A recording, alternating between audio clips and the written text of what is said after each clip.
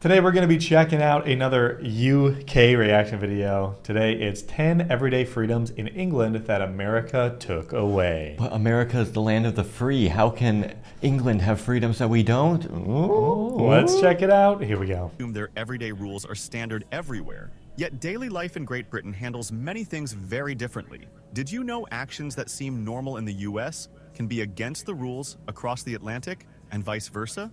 Picture a street in Manchester during rush hour. People cross wherever it's clear, while in most US cities, police hand out tickets for the same thing. This video covers 10 common situations where life in Great Britain contrasts with American norms. These details are based on first-hand accounts, official policies, forums, and public records, not second-hand stories or glossy travel articles. Okay, we'll if you trust want real you, AI comparisons, voice. you're in the right place. But before we continue, hit that like button and subscribe. Number 10, jaywalking legal. In the US, jaywalking can mean fines or warnings from police, even when the street is empty. Cities like New York or Los Angeles commonly enforce these rules. In Great Britain, no law bans crossing outside the lines. In London or Cardiff, locals nice. size up traffic and cross where it feels safe. In central London, it is common to see people head straight over multi-lane roads without waiting for signals. For Americans used to strict enforcement and clear crosswalks, this feels unfamiliar. Maybe you've noticed this yourself. Can you remember the last time you saw someone get stopped for jaywalking?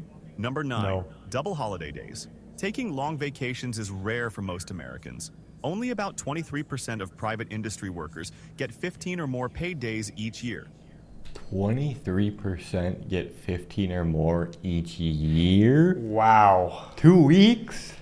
That's not a freedom though. That's a privilege. Yeah, that's a privilege. You know, the private company can grant you this privilege if you work hard enough. They own you. So they're doing a nice thing to give you a few days off. Come on. According to the U.S. Bureau of Labor Statistics. And few use those days all at once. Most workplaces expect employees to stay reachable and avoid long absences. By contrast, British law guarantees full-time workers at least 28 paid days off each year. Wow. And it's normal to take Almost 2 a weeks month. together. And it's at least. And it's everyone. Guaranteed. Wow. August in Birmingham, for example, businesses often empty as people travel. Using the full allowance is standard practice, and colleagues often encourage it. In the US, vacation time is usually saved for emergencies or short breaks. But in Great Britain, it's seen as a key part of well-being. Number 8, school choice wider. In America, a child's assigned public school depends closely on home address, set by strict district lines. Even if a better school is nearby, families usually cannot enroll without moving. Britain links It's a huge systemic issue in the US because the schools are funded by the tax dollars of that district as well. So then typically a poorer area will not have as good of a schooling system because it's not funded as well, and then it's forcing all of the poorer people to go to that same school and get a poorer education, which leads to them not getting as good of jobs because they didn't get as good of an education. Even in my small town that I lived in, like if you had a neighbor that was like across the street, they just split. The schools are just split, and you go to two different schools. It was so weird, and that had nothing to do with the whole like money thing. That one, but That's just the dividing. yeah, it's really, and you don't get to choose at all, even if it's literally one street. address and school, but allows wider flexibility. In places like Greater Manchester, parents rank school preferences on applications. If a preferred school has space, children may attend, with priority for local families. If schools are full, councils must offer a place somewhere. In cities like Bristol, parents compare schools and apply based on their child's needs, not just geography. The process feels less rigid, and Americans facing strict school Seems like it's borders better for the often people. find this Yep. approach more balanced. Number 7, doctor visits simple. Medical care in the U.S. usually starts with paperwork and anticipating bills. The Kaiser Family Foundation notes the average uninsured office visit is $104. Why is it just and showing some costs random rise B-roll after from a different tests or country? I don't know. These things don't make any sense. average uninsured office visit is $104, and costs Yikes. rise after tests or prescriptions. Even insured patients pay co-pays and may get more bills later. In Great Britain, patients book NHS appointments with no upfront payment and no insurance card. At Wow. clinics in Glasgow or Liverpool, families turn up for visits or checkups and leave without pulling out a wallet. The NHS covers most routine care. Prescription costs are standardized, currently $9.65 per item. Private insurance is optional, not needed for basic health needs. The lack of cost at the Crazy. door often surprises American visitors, and many feel a sense of relief at the difference. Number 6. Drinking age Crazy. split. So much Americans nicer. cannot legally drink alcohol until 21, even though they can vote or serve in the military at 18.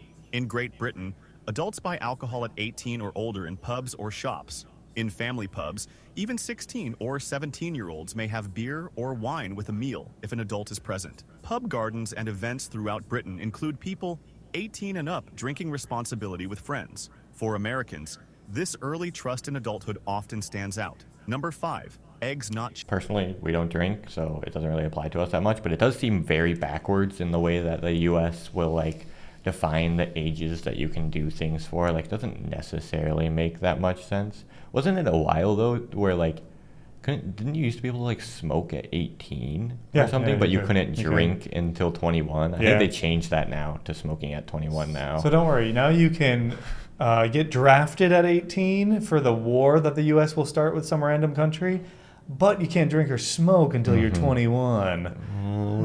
Do you want a beer? Heck no. Do you want to go into the jungles of Vietnam? All right. You're going. That happened. chilled. U.S. supermarkets keep eggs refrigerated, and labels warn customers to do the same. The FDA requires washing eggs, which removes a natural layer and increases risk of contamination if left at room temperature. In Great Britain, eggs remain unwashed by law, so the Some of that protective layer B-roll. stays on. Supermarkets display eggs unrefrigerated, often beside dry goods. In a Glasgow market or a small Isle of Wight shop, egg cartons sit on open shelves. People take them home and keep them out of the fridge without concern. This is a result of different food safety regulations, not tradition, and what seems odd to Americans is routine in the UK. Number 4. Unified transit cards.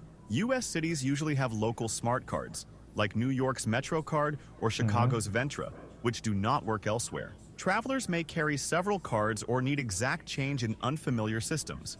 In Great Britain, smart cards like London's Oyster, Liverpool's Walrus, and Scotland's Saltire function on trains, buses, and even ferries. In That's Newcastle or nice. Cardiff, Wow. commuters routinely switch between lines with a tap, with no stop to buy tickets. The system reduces confusion and saves time, a noticeable contrast for U.S. visitors. Wow. I haven't heard of any countries that do that. Any of the Asian countries I've been to, I don't think that happens. Unless you can just pay with your card normally. Yeah. Did like the octopus card, does that get you on buses also? Yeah, it does, but that's just Hong Kong. It's just one Yeah. city. Yeah. But I don't think even the Tokyo Metro one is weird because you can't use it on all the trains. You have Yeah. the JR and the other one are separate or whatever. That's interesting. And then China was Alipay, so that's Kind just of, your own thing, yeah. really. But you still actually get tickets when you use Alipay, so interesting. I've never heard of that. Number 3. Pub closing flexible. Many U.S. cities have fixed last call alcohol laws, often at 1 or 2 a.m., and some limit Sunday sales. Britain changed this in 2003, allowing pubs and bars to apply for late licenses. In Leeds or Glasgow, nightlife may run until 3 a.m. on weekends. Hours are often As long as people don't have to drive home, Yeah. if you can just walk your way there. I'm guessing the public transportation isn't open at 3 a.m. There's probably Yeah. all-night buses, though, right? And taxis, of course. Yeah. set in discussion with local authorities. While country pubs may still close at 11 p.m., there is wide variation. Americans who visit often notice how fluid the rules are and feel the difference. By now, you might be comparing it to your own life. What's the latest time you've left a pub or bar in either country? Number 2, exams taken early. American students take most major exams, like the SAT or AP tests, at the end of high school. British students usually take national exams called GCSEs at 16, which affects choices for advanced courses and careers 16. right away. A-levels follow at 18, usually after specializing earlier than Americans do. In Bristol or Glasgow, many finish compulsory schooling and start vocational training while Americans are in basic classes. This means British students face career choices earlier, for better or worse. Number 1. Yeah, that's public interesting. space It truck. definitely has its pros and cons of choosing earlier because you might be more locked in. But I guess if you don't have to worry too much about paying an exorbitant amount of money for school, you Yeah. can change later without the consequences. Yeah, at least if you're into something when you're 16 and then you head off to college or whatever, it's not going to cost you.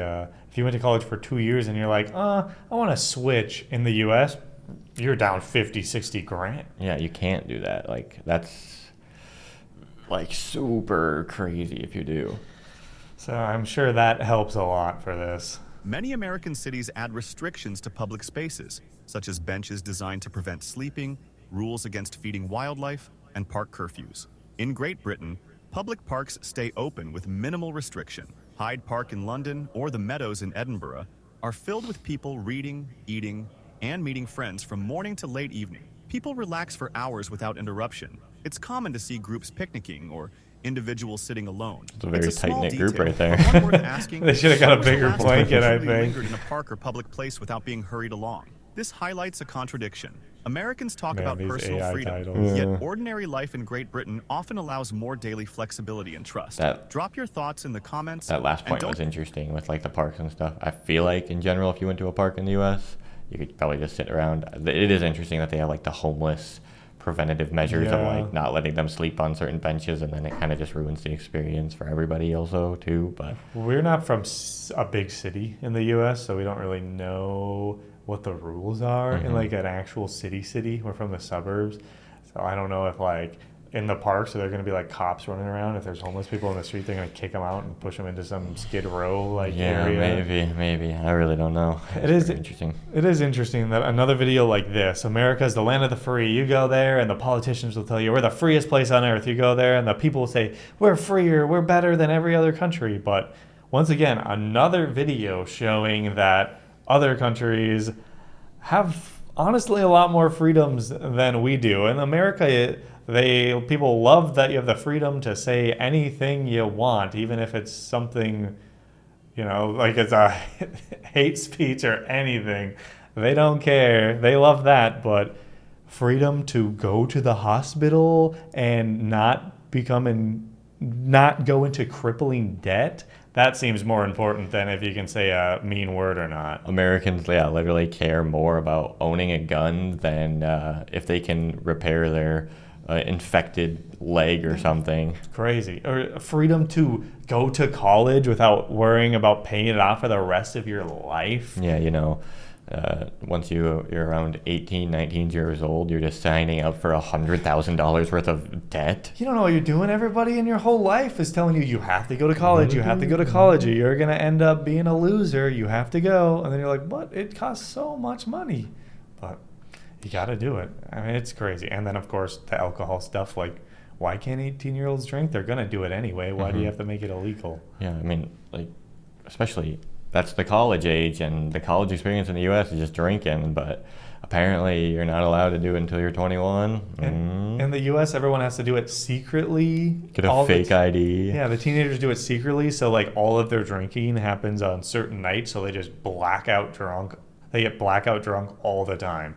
And then it seems like that carries on into adulthood for a lot of people, and then they become alcoholics. Yeah, it's like that whole thing of like making it seem like